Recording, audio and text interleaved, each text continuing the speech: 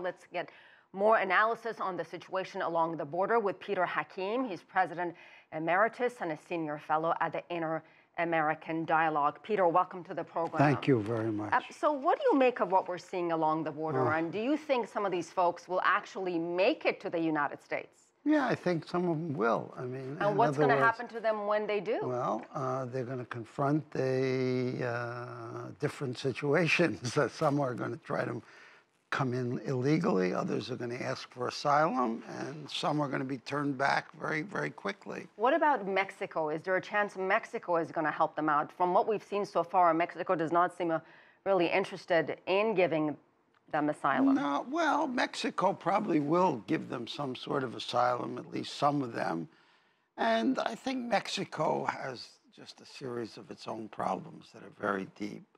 And most of the people in the caravan want to come to the United States. They have relatives in the United States. The situation in their own country is horrible, not much better in Mexico, in many parts of Mexico at least.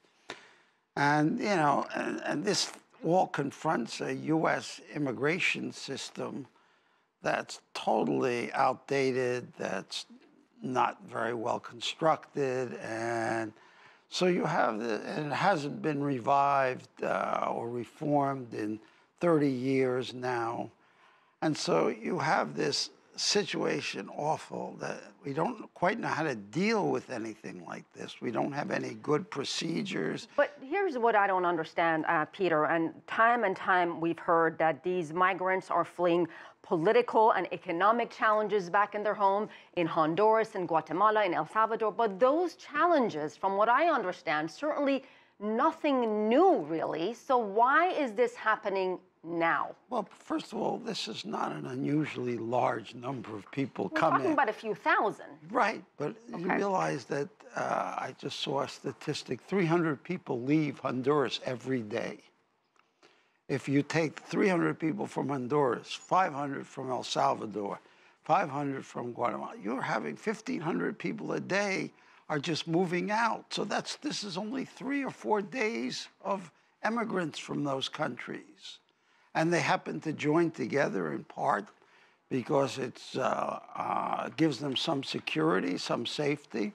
But this is not a huge increase in the numbers coming to the border. They're coming regularly. They're looking for asylum. They're looking for a new place to stay. Some are looking to enter illegally. And it would be great if the U.S. Well, that was my next question. What do you make of the response from the Trump administration, which has threatened a military force on their southern border? They're also saying we're going to cut off aid to all these Central American countries. Well, this is an issue, of course, that's very useful for the Republicans, for Trump, in the upcoming so there's political elections, etc. And it would be nice if somebody in the United States were to say, look, we really have to find a solution to this.